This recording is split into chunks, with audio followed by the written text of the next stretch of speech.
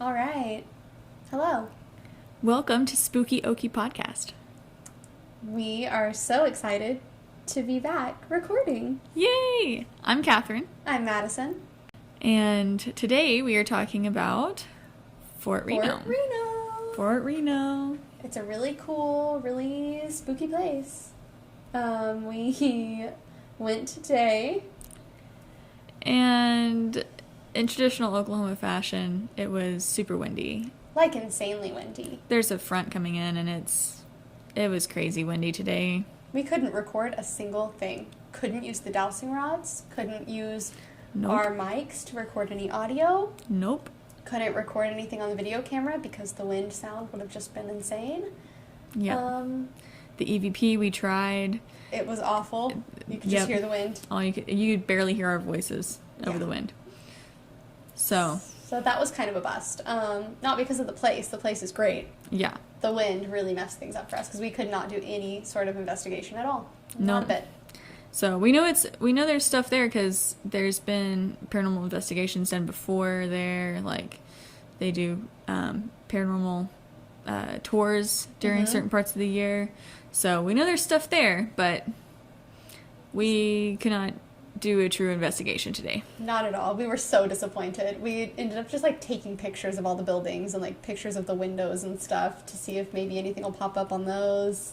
We'll see. It didn't seem like there was anything while we were looking there at the moment, but we'll see once we get them on the computer, see if anything shows up. Yeah, we'll see. We also had to go during the day because like the gates closed at 4:30, so yeah, we couldn't like go at even night. when it was starting to get dark. Would have been better, but it was just like broad daylight. So unfortunately, that investigation did not pan out for us.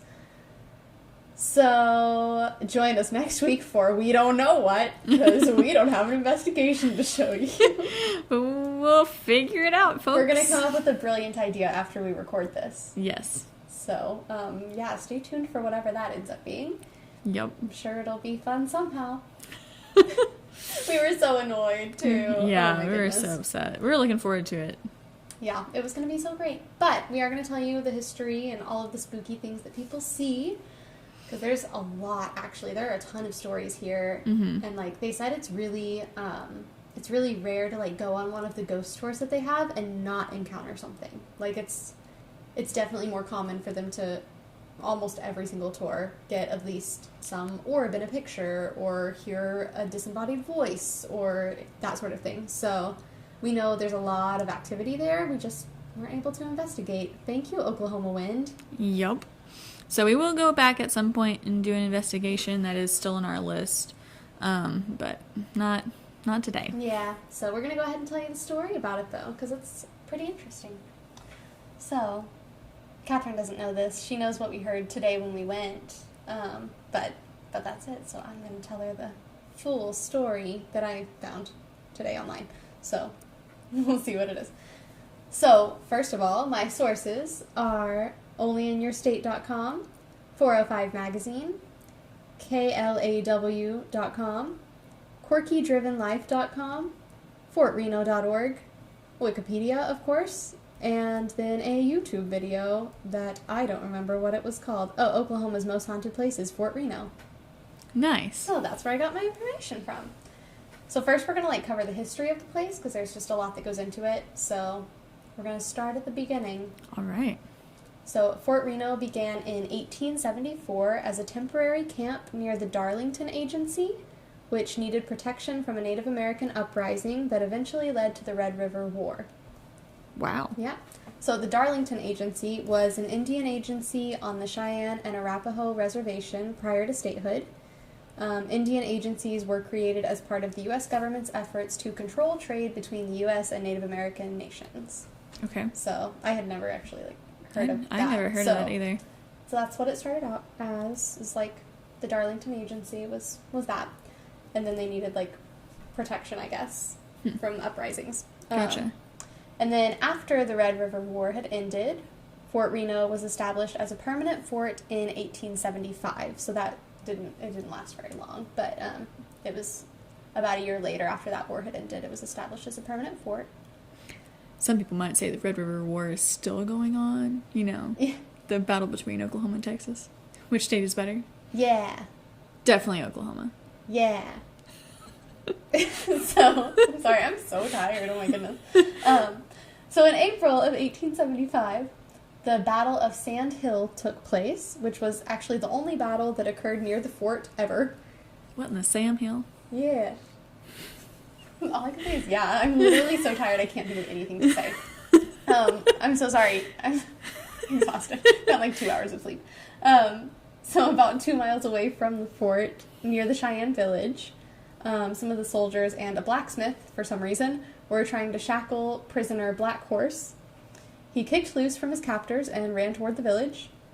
The soldiers then chased him down, shooting and killing him, but some of the bullets went through the Cheyenne teepees, and the Cheyenne, believing they were under attack, ran to the nearby sandy hills where they had stored weapons. Yikes. And then the soldiers responded in force. And so the Cheyenne tribe eventually escaped at dark, and as a result, 1 enlisted man, 1 civilian, and 1 Indian scout died and are buried at the fort cemetery. Gotcha. And then 19 soldiers were wounded, and 6 Cheyenne warriors and 1 woman died. Wow. So it was just like this weird battle that was like not supposed to be a battle, but it was just like a happened. misunderstanding, basically, Yikes. which is awful. That's terrible. Yeah, like that's a lot of people to lose their lives and a lot of people to be injured for something that, like, Yeah. didn't need to happen, you know? No. So, the Fort Reno website describes that the most dramatic single event of the fort's early history was the attempted escape by nearly 300 Northern Cheyennes in 1878. Wow. Yeah. So after the Custer Massacre in Montana in 1876, 937 Cheyenne tribal members had been forcibly removed from their homes and land and brought to the Darlington Agency near Fort Reno. Gotcha. A group of them escaped and fled for their home in September of 1878. They were pursued by Fort Reno soldiers, resulting in a battle near either Turkey Springs or Red Hills, Oklahoma. The battle took several lives, but the Cheyennes escaped and continued toward their home.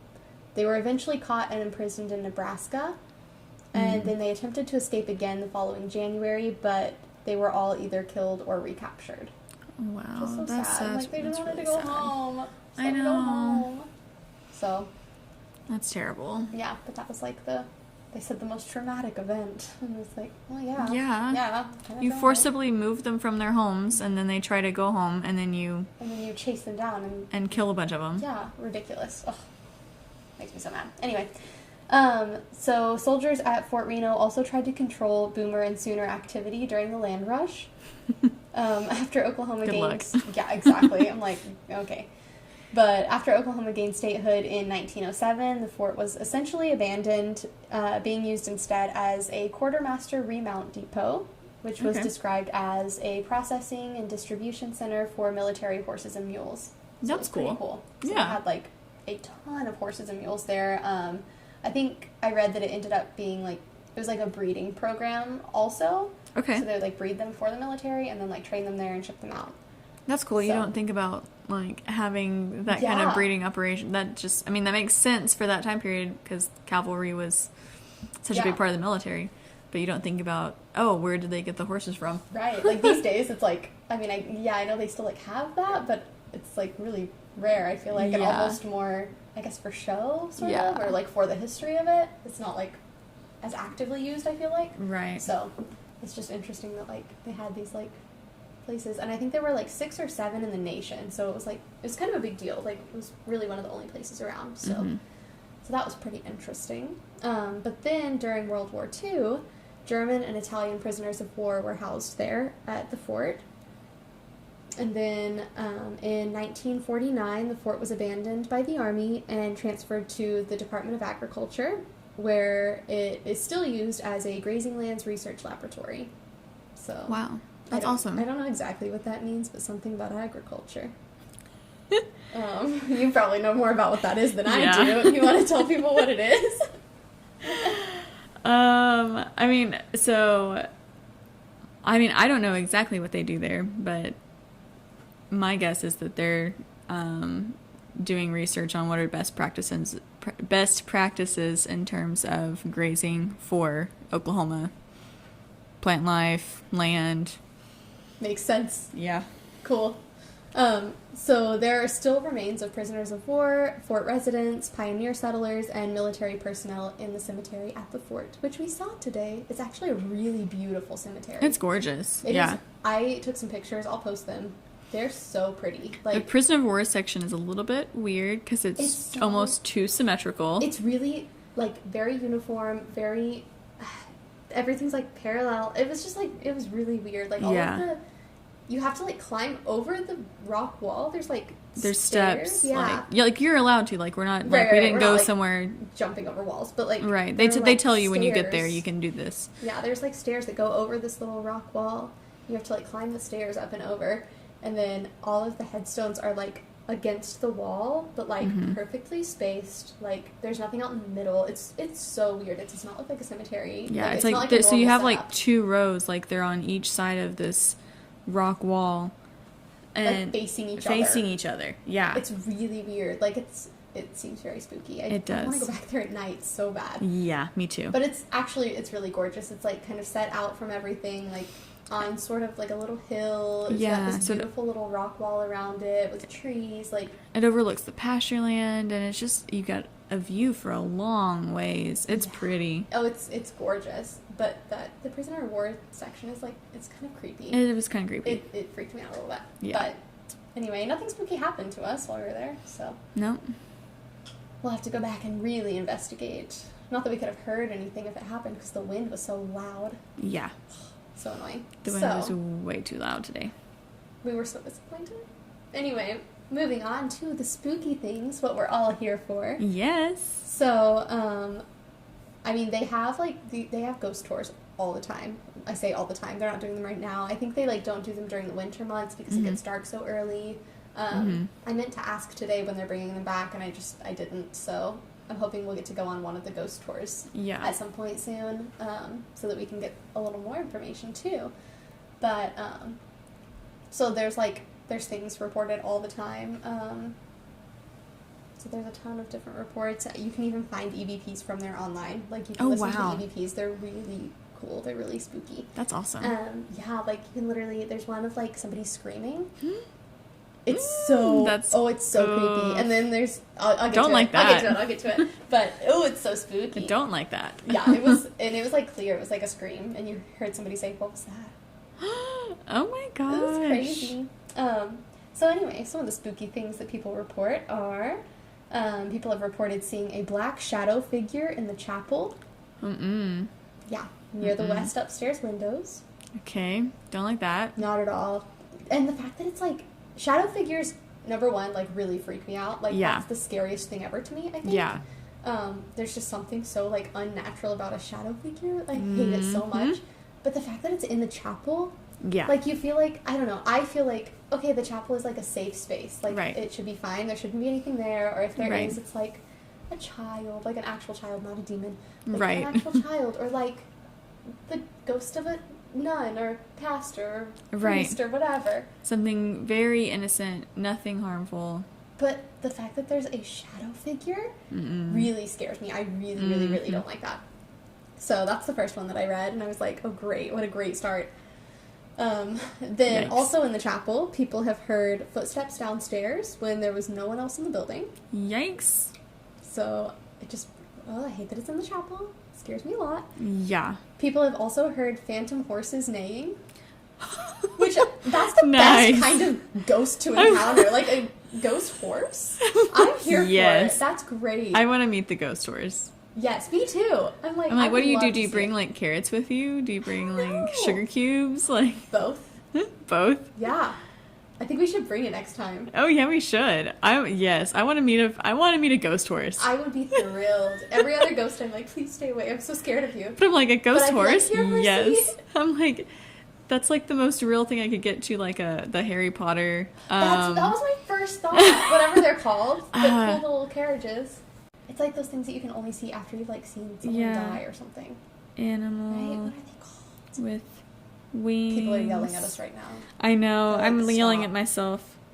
They're either like, how do you not know this? Or like, why are you taking time to look this up? I know. Like, it's one extreme or the other. Okay, it's not a hippogriff. Every magical creature ever shown in a Harry Potter movie. Speaking of hippogriffs, you want to hear a story that my brother, like, something that my brother did when he was little? Yeah. So we were in church, and my parents were, like, leading the, like, middle school something, I don't know, like, middle school, like, youth group or whatever, and my brother was in there for some reason, because he's, like, way younger than me, but he's, like, he was probably, like, I don't know, 6 or 7, and he was in there for some reason, too, and they were like, okay, who can tell me what, like, a hypocrite is? And my brother just, like, jumped out of his seat. He said, half horse, half bird. They were like, not a hippogriff. A hypocrite. A hypocrite. But he was, like, he was so excited because he knew the answer. That is hilarious. A thestral. Thestral. A thestral. Oh That's gosh. what it is. Yeah, I'm like, a ghost horse is like a thestral from Harry Potter. Like the skeleton thingies. Yeah. Yeah. Aren't you all so glad that we took, like, 3 minutes to find that information, because I'm sure everyone else was dying to know. Anyway, there are phantom horses that people hear neighing. And we're going to bring sugar cubes. Yes, I want to bring sugar cubes and carrots and see if we can catch a ghost horse on camera. Yeah. Get an EVP of one neighing. Dude, I would be so excited. So anyway, next one is... I'm so sorry. Wow, we have to stop recording, like, so tired. I know. So people have also heard screams in the commissary building. Oh no, I don't like that. And gotten EVPs of the screams. I don't like that. They are so creepy. Like, you can, like, very clearly hear a scream. I'll show you later. Okay. It's, like, it's very creepy. But, yeah, they've heard, like, it's, like, blood-curdling screams. That is creepy. It's awful. And that has happened, like, I don't remember the person's name where I got this from, but, like, I mean, I, like, quoted the website, so it's one of those. But, they said that they heard it twice. They've had that happen twice, I think. Or, like, I don't remember exactly what it was, but there was, like, some activity, like, in the same spot that they were like, oh, that's where the scream came from, and then, like, something else happened right there, too. That's creepy. So it was just, like, it was very weird. It's like, what happened that, like, left what that? What sort of residual energy is that? Yeah, that's creepy. Because there wasn't, like, a battle there. Yeah. You know? I don't know. It's spooky. But people have also captured EVPs of a male voice in the cavalry building saying, giddy up. Yes. Which is my favorite I one love ever. it. Okay, so I want the cowboy ghost, and I want the horse ghost. They seem so nice. Like, they're just, like, chill. And then I think it was probably in the same article that I got these first ones. But they said the ghosts have literally been, like called them by name, because it's somebody who, like, does the ghost tours a lot, or, like, Gotcha. They're, like, out there a lot investigating or whatever, or, like, help lead the ghost tours. And so the ghosts, like, know them. And, like, we'll just say, for instance, if their name was Sarah, like, the ghost was just like, hi, Sarah. I love that. They're just, like, so excited to see them. Like, hello, old friend. I want to meet these friendly ghosts. Me like, too. I am so excited. I know. I can't wait. But wasn't today, apparently. It was not today. But I just love that he's like, giddy up. And that's another one that you can hear, too. Like, it's also online. Like, you can find that one. I love that. It's so funny. Numerous people have reported seeing a little girl either on the sidewalk in front of the Victorian building or in the upstairs window. I thought I saw something in that building, in the upstairs window, when we were there. Because we were, like, standing out front taking pictures, and I was like, dude, I think I just saw something in the window. But there are also little toys up there, and, like, it's hard to tell if it's, like, is it just a reflection of something? Right. But I thought I saw movement. So we'll have to look back at the pictures and see. I'm hoping we got something, because I really thought there was something in the upstairs, like, left window. Yeah. But who knows? We'll see. I'm also really tired, so it could be just that. So there's a couple of, like, known spirits, and one of those is 4-year-old Maria Wheeler. She died in a house fire when she tried to cook herself something to eat while her mom went to get supplies from the nearby commissary. Because, I mean, it's literally, like, right there. Right. And this was a long time ago, like, a safe place. Like, you know, it's like... And so she left to, like, run and get some supplies real fast, and the little girl decided to try to cook herself some food. Oh, no. And, yeah, there was a house fire, and she died. But she's still around there. That's so sad. That's so sad. I hate that. Poor baby. But, I mean, there is a good thing. So there's also another known spirit named Louis A. Frass, and he's a 7-year-old boy who is believed to have died of some sort of illness. They died the same year. I read that they died in 1900. And, like, people still see them playing together. So, like, they have each other. They're still, like, playing together. There's actually a picture of the two of them, and it is a very clear... It gives me chills. Find it, and I'll probably share it on our Instagram or something, because, like, it's a very clear picture of 2 small children. But, like, people have been like, why are their kids playing out there by themselves? And That's they're like, so no, creepy. they're not. Like, well, they they're are, ghost but children. they're okay. Nothing's gonna happen to them. They're safe. Don't worry. But I'm glad that it makes me so sad that they were both so young, but I'm so glad that they have each other. They have they're, each like, other. Playing They've got together, company. you know, like Yeah. they're not alone, and they don't seem like scared or anything. They're just playing. They're just like being kids playing. That's So, good. I thought that was good, but it's still really sad. It is sad. People have also reported seeing doors and windows open and close by themselves. Don't like that. They've reported seeing objects move by themselves. Apparitions and shadow figures. Okay.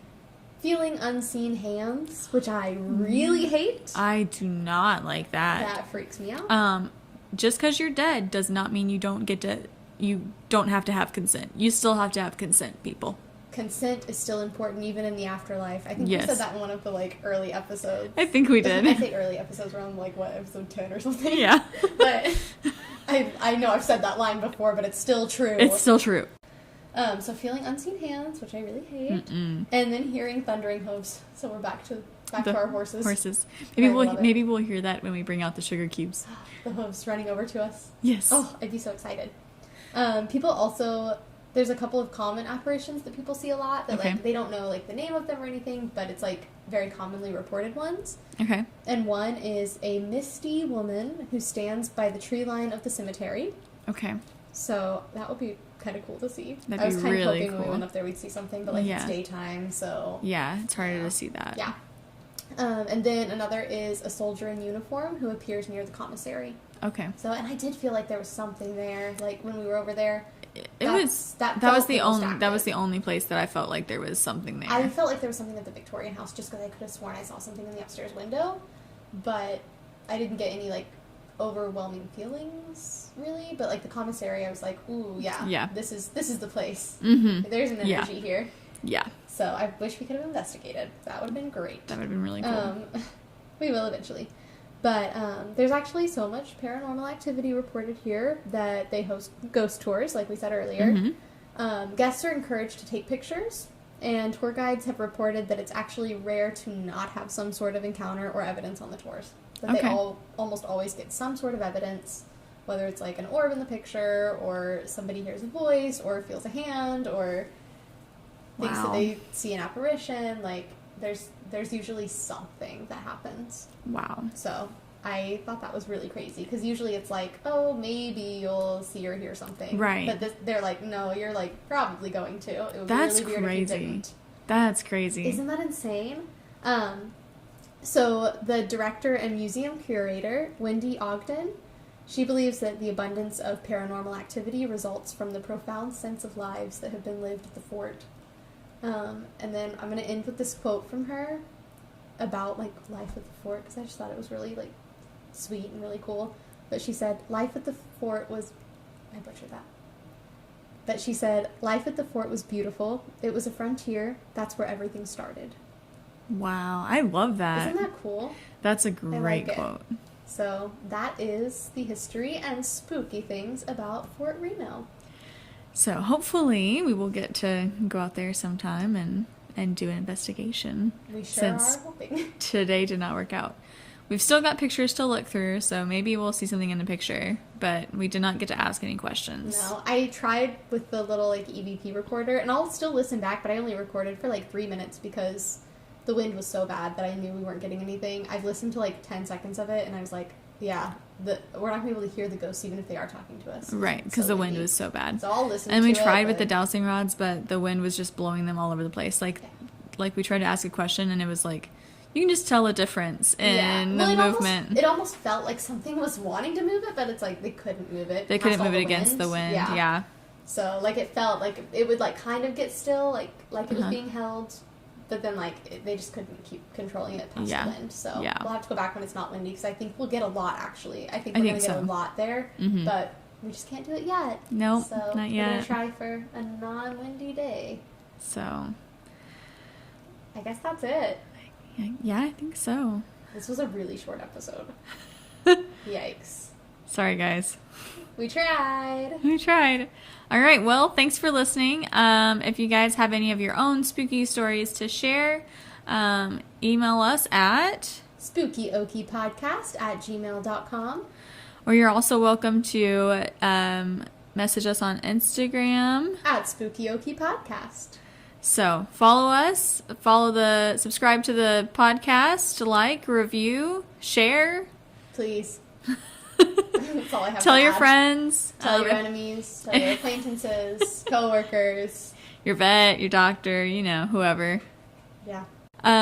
Make sure if you have a place that you think would be a great place for us to investigate, especially if it's a place that's public, let us know so we can try to do an investigation. That would be fabulous. Oh, we also, I guess we should kind of talk about, like, what we've talked about format-wise, about, we're probably going to do one investigation a month, because, again, places are so hard to get to. It's really hard to find places that will allow visitors that are, not private property and things like that. Right, because we're not looking to add trespassing to our records. Yeah, not yet. Maybe eventually, but, like, not yet. right now. So... we're going to try to do one investigation a month and release that, and then we'll probably maybe add a little more true crime episodes or kind of come up with some other episodes that we can do that are still about good, spooky things, but don't involve having to go out and investigate because it's, again, very hard to get into the places to investigate. So we're going to try to just kind of save up, and instead of doing it every, I think it's been every 3 weeks or so we've done an investigation, but we're going to kind of spread that out a little bit more and do just one a month. And then, add some other episodes in, things like that. Because I feel like people are really liking the true crime episodes, it seems like. So maybe we'll do some more of that. Yeah. But if you guys have anything you want to hear about, if you want to tell us, oh, I love the true crime episodes, or I love the investigation episodes, tell us what you're liking so we can do more of it. Exactly. We are happy to take your suggestions. Exactly. All right. Well, thank you guys for listening. We'll see you next week. And stay spooky. Stay spooky, y'all.